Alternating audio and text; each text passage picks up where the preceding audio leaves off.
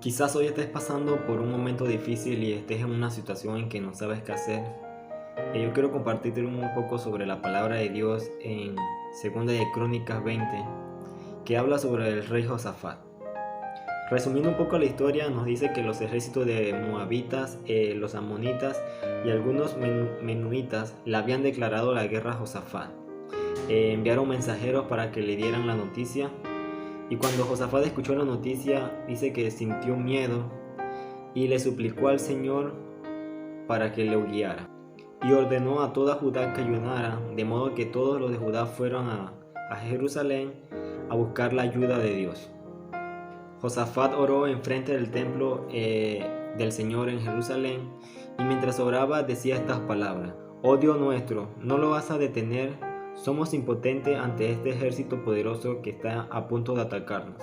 No sabemos qué hacer, pero en ti buscamos ayuda. Nos dice que el Espíritu de Dios vino sobre Jaasiel, hijo de Zacarías, y le dijo: No tengan miedo, no se desalienten por este poderoso ejército, porque la batalla no es de ustedes, sino de Dios.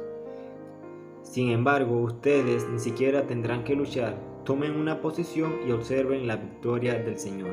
Y cuando Josafat escuchó estas palabras, se inclinó rostro a tierra, y todo el pueblo de Judá hizo lo mismo en adoración al Señor. Nos dice que a la mañana siguiente, mientras marchaban hacia el desierto, empezaron a cantar al Señor diciendo estas palabras: Den gracias al Señor, su fiel amor perdura para siempre. Y mientras cantaban, los tres ejércitos empezaron a atacarse entre sí, de modo que cuando llegaron al punto de observación, ninguno de los enemigos había escapado con vida.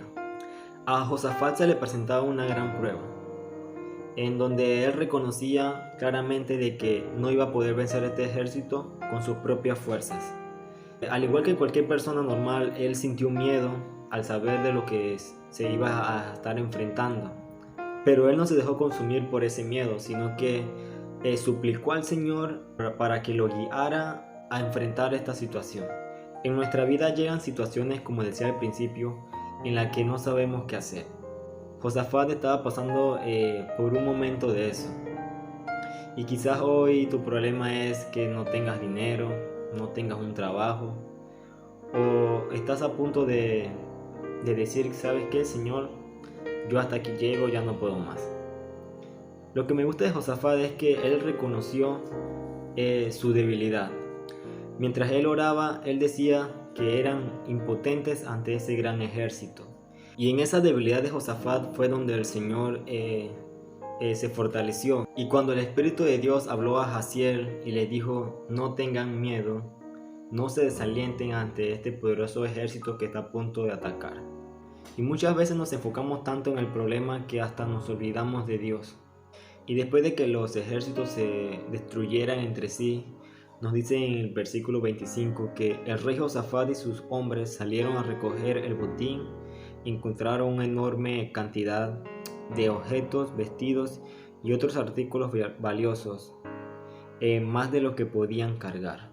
Aquí podemos ver que Josafat y sus hombres fueron bendecidos, pero para ellos recibir esa bendición primero tuvieron que creer y confiar en lo que el Señor les había dicho.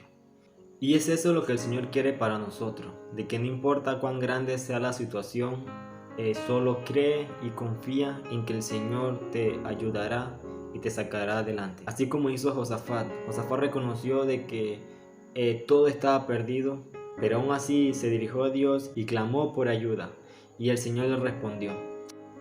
Y para terminar, quiero dejarte con esta porción de la palabra que se encuentra en 2 de Crónicas 20, en el versículo 15, que nos dice: no tengan miedo, no se desalienten por este poderoso ejército, porque la batalla no es de ustedes, sino de Dios. Espero esta palabra haya sido de bendición. Que el Señor te bendiga.